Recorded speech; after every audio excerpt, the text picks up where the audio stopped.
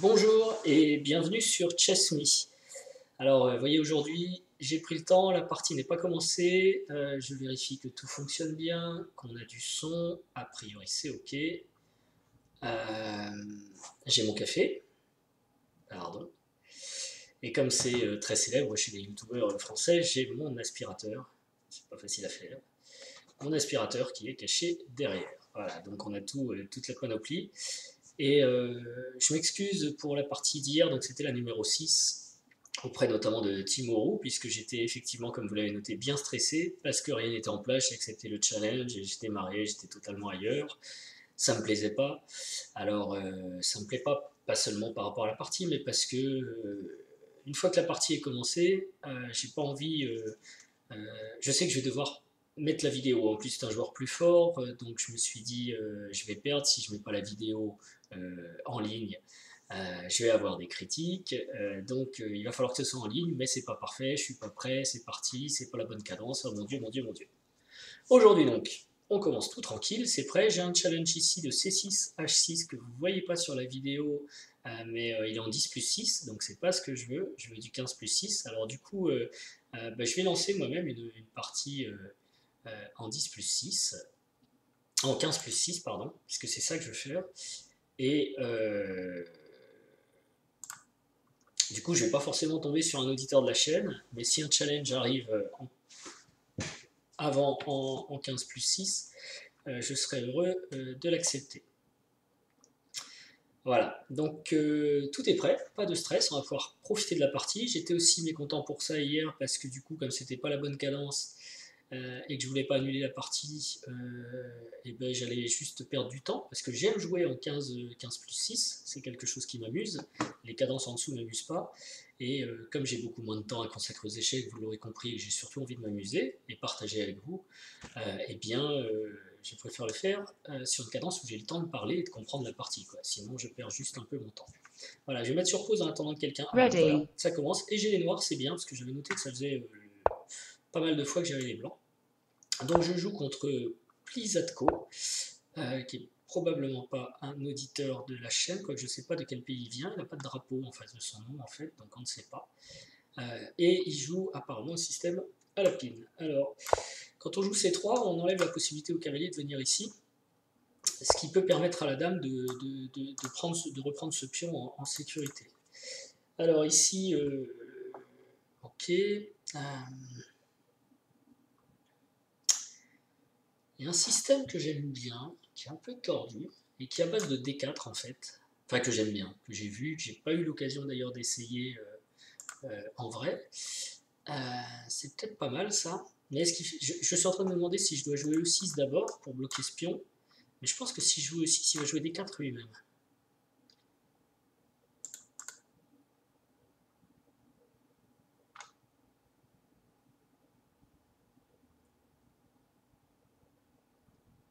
Alors, je pense que c'est E6, cavalier F3, D4. Et si on fait E6 et si je joue D4 tout de suite, peut-être c'est moins bon. On va tenter comme ça. E6. Ah, c'était peut-être D4 tout de suite. Du coup, je peux pas le jouer. Je me retrouve dans un système que je connais pas. Bon, c'est une française. J'aurais dû jouer D4 tout de suite. Alors, il faudra que je vérifie si c'est comme ça que ça se joue. C'est un système intéressant où parfois on sacrifie le pion en fait. Après, par exemple, cavalier F3, fou D7, mais avec l'idée d'avoir des pièces super actives. Et j'ai raté le coche, donc voilà. Alors c'est un peu le problème quand on joue plus très souvent, c'est que, par exemple, j'apprends plus mes ouvertures comme je le faisais avant, donc il y a des trous de mémoire forcément qui vont apparaître assez vite. Mais bon, c'est la vie, c'est pas grave. Alors je connais pas du tout la française par contre, donc me voilà bien embarqué. Je pense qu'il faut peut-être faire un plan comme ça. Il doit y avoir du dame B6, peut-être même tout de suite, pourquoi pas. Alors l'avantage c'est que lui il connaît son système et pas moi. Qu'est-ce qui se passe sur dame B6? On peut jouer B3 ou B4 tranquillement, non?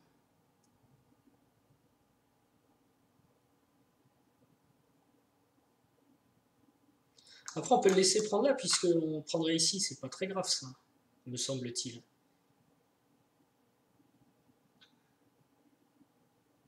Donc je peux aussi me développer pour faire ça, du coup. Allez, j'ai envie de le faire, je le fais tout de suite. Boum. Je sais pas du tout si c'est bon. Ça c'est intéressant parce que vous voyez comment un joueur amateur très très moyen joue l'ouverture quand il la connaît pas. Alors ok, là apparemment il contrecarre mon plan, mais est-ce que je suis pas content de gagner sa paire de fous quelque part? Ou même je peux faire... Non, je peux pas. Est-ce que j'ai du dame B6 cette fois? Avec l'idée pion prend, cavalier prend, fou prend, dame prend, non il y a fou échec.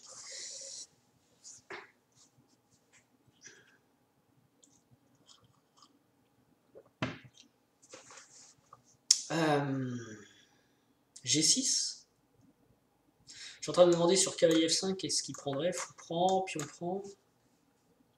J'ai l'impression que ma structure de pion est quand même très bizarre, surtout après pion prend ici.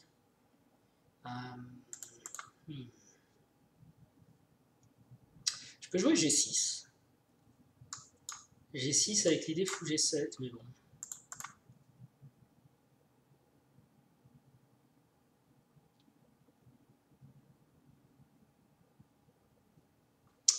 Je peux aussi avoir des plans avec B3, avec C4 pardon, et dame B6. Lui il va clairement attaquer mon aile roi, moi je vais clairement attaquer son aile dame. Peut-être je vais pas roquer. Allez, je vais essayer, ouais, mais ça me paraît pas thématique de relâcher la pression. Peut-être d'abord jouer dame B6, qui semble être un coup normal dans cette ouverture. Ah oui, mais non, là c'est idiot. Alors il y a des trucs importants comme de vérifier les coups qu'on joue, quoi. Bon, il prend, je peux prendre là-bas, mais bon, j'aurais quand même dû me demander, voilà. Et là ici, mon idée c'était donc du coup de faire C4, mais ça marche pas du tout, quoi.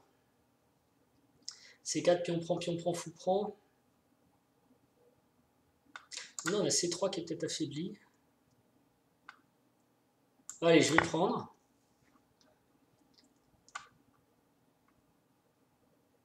Et comme ça, je peux peut-être recycler ce cavalier par ici.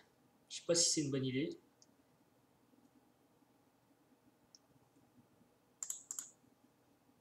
Je peux jouer fou D7 aussi, puisque fou D7, je menace de prendre ici. C'est un coup de développement. Parce qu'il n'y a plus fou échec en fin de variante, vous voyez. Si cavalier prend D4, pardon. Cavalier prend D4, fou prend D4. Dame prend D4. Et comment il défend maintenant? À la limite, il peut faire fou prend H7 sur cavalier prend D4. Ça paraît dangereux. Ici, j'ai même dame B4 échec aussi.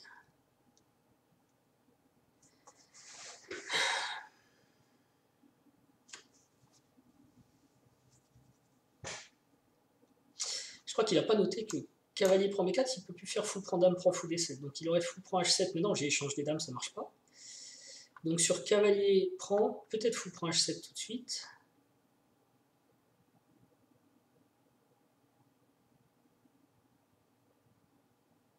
Mais bon, j'ai dame à 5 échec, et si fou D2, fou B4. Fou prend, dame prend, et mon cavalier est toujours défendu. J'ai vraiment envie de le tenter, on va voir si je me trompe.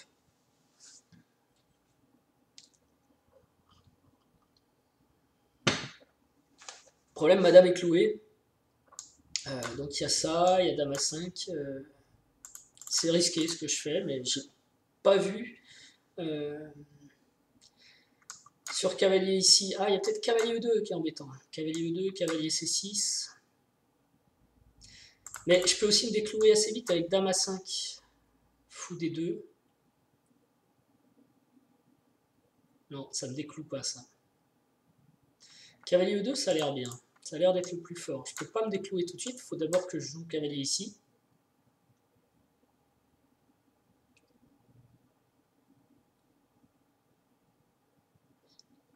Et si cavalier prend D4,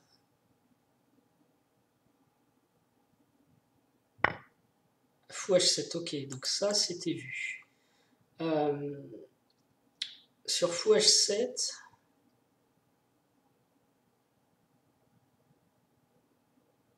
j'ai pas dame à 5. Je suis peut-être content d'avoir cette colonne ouverte, moi ça me panique pas trop là. Donc je peux peut-être défendre un coup de développement. Hein. qui menace donc de prendre le fou, il faut que son fou bouge.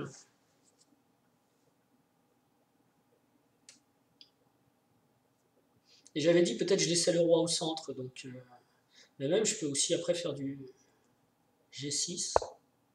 Ok, il revient. Donc maintenant, est-ce que j'ai des coups comme cavalier B4, ça peut être intéressant.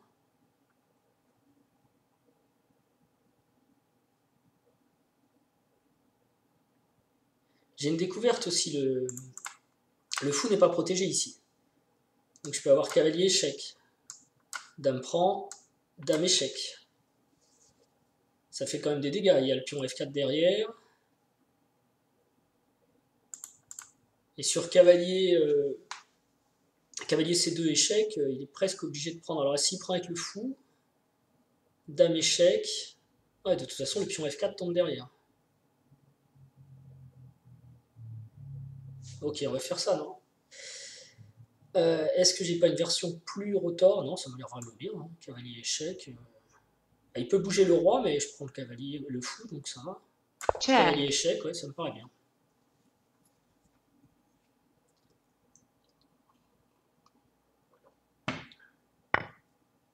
Dame prend, dame prend. Check.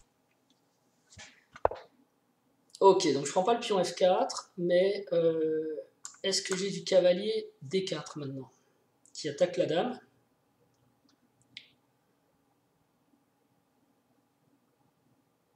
Ou du cavalier B5, B4, pardon, avec une fourchette qui a l'air un peu mortelle entre la dame et le fou. Il faut que la dame bouge. Heureusement, comme j'ai mon fou D7, il n'y a pas d'échec. Et ce fou est perdu, quoi. Bah oui. Dernier truc à regarder, fou B4, est-ce que c'est pas encore plus mortel? Il peut y avoir cavalier D2 a priori qui tient, peut-être pas C3 à cause de D4, encore que c'est pas clair. Mais cavalier B4, je vois pas trop comment il gère. Donc ça, il faut que j'arrête. Si je me dis, et c'est pareil pour vous, je ne vois pas trop comment il gère, il faut que je regarde. Donc le cavalier tombe B4, qu'est-ce qu'il fait? Il faut qu'il pousse sa dame, ou qu'il attaque la mienne, mais il n'a pas de moyen, son cavalier ne peut pas attaquer madame, et s'il attaque madame avec la sienne, je fais dame prend D3. Donc je vois pas d'échec, donc ça doit passer. Alors ce qui est marrant, c'est que je disais, je connais pas la française, et je pense qu'on l'a joué très mal tous les deux, et néanmoins, je me suis posé des questions, j'ai vu une différence par rapport à lui, c'est que je savais ce que je faisais dans l'ouverture, notamment quand j'ai joué fou D7, je savais pourquoi je le jouais, c'était pour pouvoir prendre en D4. J'étais peut-être douteux, on verra que c'est peut-être un mauvais coup. Mais c'est quand même... c'est marrant, parce que si j'avais fait du par cœur, je me serais peut-être pas posé toutes ces questions, et en me posant des questions, je me rends compte que voilà, je joue peut-être pas correctement, mais je joue un système et je le comprends. Alors, je suis encore tenté évidemment de mettre des dames ici, je peux prendre ça avec la dame ou avec le cavalier. Si je prends avec le cavalier, c'est vraiment bien, parce qu'il y a échec. Pardon, j'enlève toutes les flèches. J'ai failli jouer dame F3 là. Cavalier échec, il faut que le roi bouge, et en fait, s'il vient là, il y a encore une fourchette avec échec. Après, je prends la dame et je prends la tour, et bon, bref, vous avez compris, c'est 10 fois mieux. S'il va de l'autre côté, c'est mat. Check. Donc là, on n'est pas loin de l'abandon. Et s'il vient par là, donc j'ai cet échec là. Regardez si j'ai pas mieux, il y a ça aussi quand vous avez un bon coup. Bon là, quand le roi était en E1, le fou B4 c'était trop tôt. Échec. Check. Et donc là, je peux prendre la dame et prendre la tour, et je pense qu'il va abandonner. Donc ça fait encore une partie courte, comme alors il abandonne pas, comme hier, mais il y a une petite différence, c'est que là j'étais zen. Malheureusement, mon adversaire était moins fort, donc hier ça aurait pu être une belle partie si j'avais été là. Est-ce que je fais encore un échec ici? Parce que je peux. La dame ne peut pas venir en D3, parce qu'il y a le cavalier. J'ai pas d'autres pièces à développer à tempo. Si je viens dame ici, bon, peut-être il va jouer roi C1.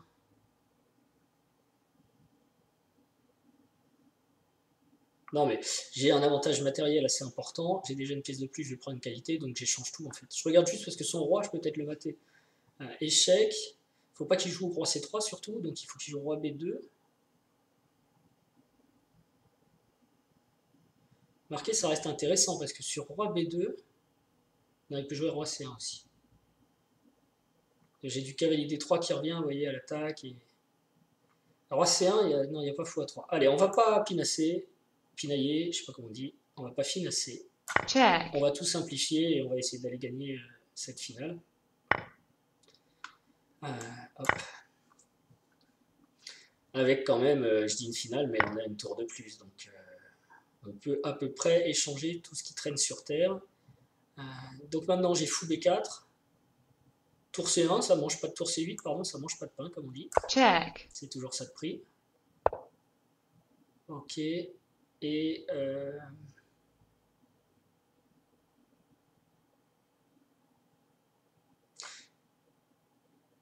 faut que j'active mes fous. Là, il y a un truc intéressant, c'est que sa tour, elle est un petit peu obligée de tenir là. Et ce fou, il peut encore sortir ici ou là. Donc s'il y a 3, j'aurai le temps de jouer fou C5 pour le sortir.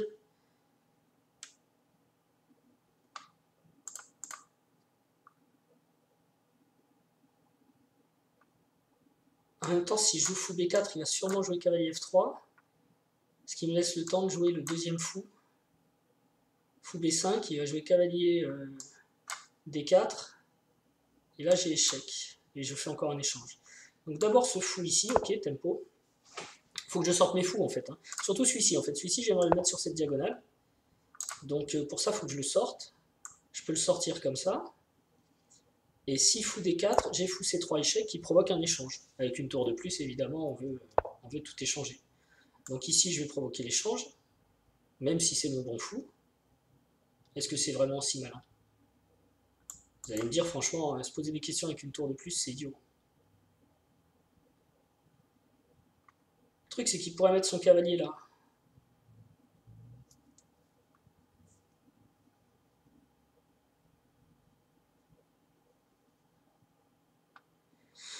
Fou échec, roi va quelque part. En B1 par exemple. Ah mais ça me plaît ça en B1. Check. Ça me plaît parce que du coup j'ai un tempo avec fou D3.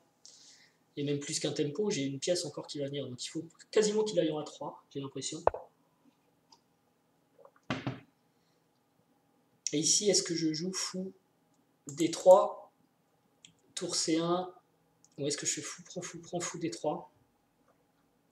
Ouais, c'est mieux ça. Et si je joue tour...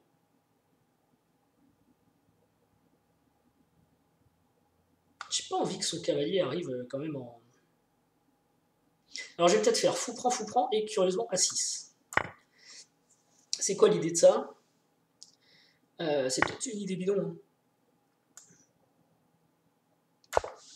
C'est que je propose un nouvel échange, parce que je suis content d'échanger, et j'évite les cavaliers B5. Ce qui me gênait, c'était sur fou D3, il y avait toujours du... Enfin, il y avait toujours du, on va dire, tour D1, suivi de fou E4, et ensuite cavalier B5, cavalier D6. Et je voulais pas que son cavalier arrive en D6, en fait. Voilà. Alors que maintenant, bon, bah, c'est un peu plus zen, je peux avoir tour ici, qui attaquerait.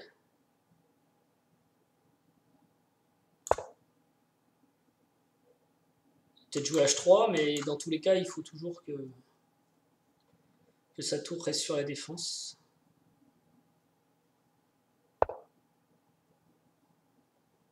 Et je vais peut-être amener mon fou en E4, il sera bien en E4. Voilà. Et après, bon, bah, il n'y a plus qu'à... Ok, donc là, je recule tout simplement. Est-ce que je vais doubler les tours? Non, non. Je pense que mes tours elles vont plutôt circuler sur la colonne C. Alors évidemment, j'ai pas besoin de jouer de façon géniale avec une tour d'avance.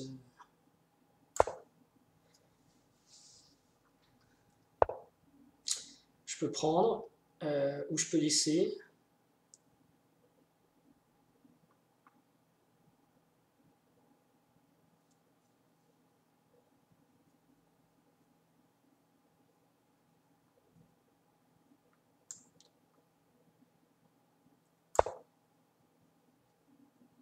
Ça menace sa tour.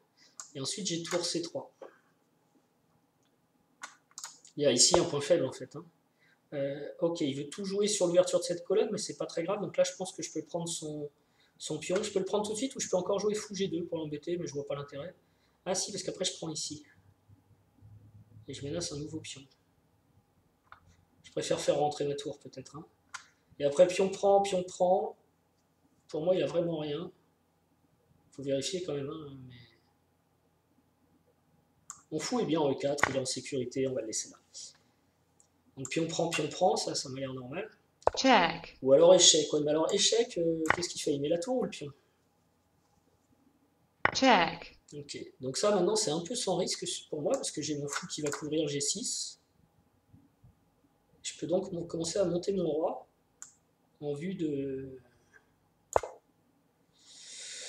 la suite, on va dire. La suite qui va être peut-être de s'en prendre au pion A2.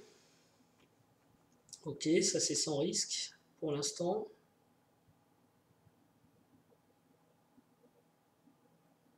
Alors pas forcément facile de s'en prendre au pion A2. Par contre, je peux m'en prendre à ce pion. Ce que je vais faire, tour G3, il ne peut pas jouer tour H1, donc ça me rend service, et quand bien même il ne pourrait pas jouer tour H7 non plus pour attaquer ici. Donc maintenant, il faut qu'il défende le pion G3, et si je joue le pion G5, pardon, et si je joue tour G3, qu'est-ce qu'il peut faire? Je vois que cavalier F3, fou prend, tour prend, donc normalement le pion tombe aussi. Très fou, hein, très fort, très fou c'est fort, très fou c'est fort.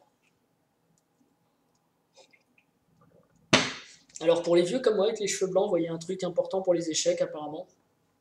Comparer la partie 06 et cette partie 07, il ne faut pas être stressé, il faut être bien en place, tranquille, calme, prêt à jouer. Pour faire une partie d'échecs, il ne faut pas avoir la tête ailleurs, il faut être dedans et avoir envie, quoi. Ce qui était le cas ici, en plus, bon, malheureusement mon adversaire n'a pas abandonné avec une tour en moins, mais bon, ça permet aussi de voir comment on réalise un avantage. Une tour c'est énorme, mais pour autant il n'y a pas encore d'échec et mat sur la table. Alors après, Check. je vois pas, parce que je peux prendre avec le fou, je peux prendre avec le pion, donc ça c'est du... Je pense qu'il essaye une dernière arnaque du genre si pion prend, il peut faire pion pousse, mais je peux toujours prendre avec la tour et j'ai aucune raison de me compliquer la vie. Absolument aucune. Et là, il va peut-être essayer de rentrer, mais il rentre pas parce que le fou contrôle toujours. Et au pire, ce fou peut venir ici défendre F7, donc c'est sans espoir. Victory. Ok, donc voilà, c'était la petite partie du jour. Sur l'ouverture, ça m'intéresse parce que je connais pas spécialement, même pas du tout. Alors, je sais pas ce qu'il joue. Donc ici, ouais, déjà, je disais, sur ce coup-là, il y a des 4. Bah ouais, il faut jouer des 4 tout de suite, je ne l'ai pas fait. Des 4 tout de suite, c'est intéressant. On peut faire soit C prend des 4, soit cavalier F3. Et bon, C prend des 4, c'est le coup le plus joué. Hein. Mais sur cavalier F3, ça peut être rigolo. Sur C prend des 4 aussi, d'ailleurs. C prend des 4, C prend des 4, cavalier F3. Et ils jouent tous apparemment avec cavalier C6. Mais moi, j'ai une autre idée, en fait. C'est pas cavalier C6 que je veux faire.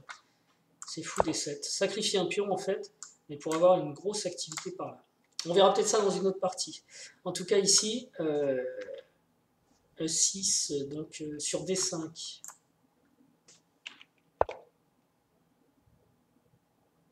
E6, c'est même pas le coup normal. En fait, j'aurais dû jouer cavalier C6 apparemment.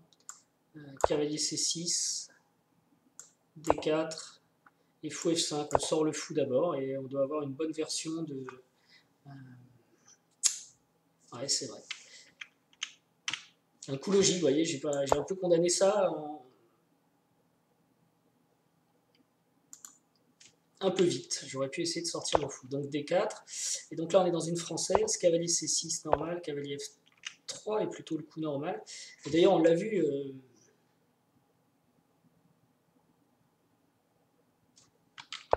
Il aurait été mieux avec son cavalier en F3, en effet, parce que plusieurs fois, la défense par le fou était peut-être un peu trop tôt pour jouer avec le fou. Parce que... ouais, ok, bon, bref. Fou E3, et là le coup normal c'est Dame B6 que j'ai hésité à jouer, mais cavalier G7 se joue aussi, sinon c'est Dame B6 tout de suite, Dame D2, et je regarde la théorie, hein, les parties les plus jouées, C prend D4, C prend D4, Fou B4, et j'imagine cavalier C3 un peu forcé, et cavalier G7, ok, c'est une façon de se développer, on va dire, rapidement. Donc en fait, moi je croyais que les noirs gardaient la tension dans la française le plus longtemps possible, mais en fait non, ils dégagent la tension pour se développer. Enfin, du moins, c'est une possibilité. Avec cavalier F5, et bon, la partie elle a l'air simple, mais c'est pas. Léger avantage blanc, quoi. C'est vrai qu'après, c'est dur de progresser peut-être avec les noirs, je sais pas. Bon, c'est une partie d'échec, hein, vous me direz. Euh, Donc sur fou E3, moi j'ai joué, il y avait dame B6, donc tout de suite pour exploiter ça, mais j'ai d'abord joué cavalier GE7 parce que j'avais l'idée de venir en F5. Euh, Ici, cavalier F3 est possible, ou fou D3 comme il l'a fait, qui m'a l'air bien pour empêcher cavalier F5, et on peut jouer cavalier F5 quand même, ce que j'ai pas fait. Cavalier F5, fou prend F5, j'avais peur de ça moi d'ailleurs. Ici j'avais peur de pion prend et cavalier prend avec une structure très bizarre. Mais en fait, apparemment, ça gêne pas. Ah, parce qu'ils ont peut-être peur des attaques par là, ils préfèrent faire F4 d'abord pour soutenir ce pion. C prend D4. Bon, là, il n'y a plus tellement de parties, de toute façon, on est dans un truc bizarre. Cavalier GE7, ok. Pas trop mal, il dit que j'ai fait 2 imprécisions, 3 erreurs, 23 pertes moyennes en centipion. Je ne sais pas si vous voyez, non, là, vous ne voyez plus rien, c'est sûr. Mais une partie correcte. Bon, ok. Je vais juste voir la fin de l'ouverture quand même. Si... Le premier qui a fait une erreur, quoi. Une vraie erreur. Donc ici, dame B6, c'est jouable, il n'y a pas de problème. B3 se joue, mais c'est pas géant. La dame D2 est mieux. Et C prend D4, c'est encore le coup le plus joué, mais ici, il n'y a plus de bons joueurs. C'est une partie capable. Parce que c'est vrai que l'absence du cavalier F3 est un peu spéciale. C prend D4. Et fou D7, d'après lui, c'est un mauvais coup. Alors, fou D7 que j'ai joué pour essayer d'aller chercher ce pion-là. Hein. Il voulait cavalier B5, B4 tout de suite. Cavalier B4 avec un léger avantage noir parce qu'on va récupérer la paire de fous en fait. Ou alors il faut qu'il recule son fou, mais c'est pas terrible. Donc la paire de fous, ok. Et c'est vrai qu'une fois qu'il n'y a plus le fou de case blanche ici, qu'il y a le bon fou des noirs, c'est pas mal. J'aurais peut-être dû penser. Donc est-ce qu'il faut qu'il joue un truc pourri comme fou et 2? Ça, j'y crois pas trop. Hein. Ça, c'est vraiment pas beau. Dame C7, on va commencer à menacer par là. Ok. Donc fou D7, c'était pas excellent. F4 pour lui, c'est une erreur. Et cavalier D4, ça marchait. Cavalier D4, ça marchait. Par contre, fou prend H7, c'était pas bon. Il fallait jouer roi F1. Allez trouver roi F1. Quoi. Ouais, là, fallait être un ordinateur, quoi.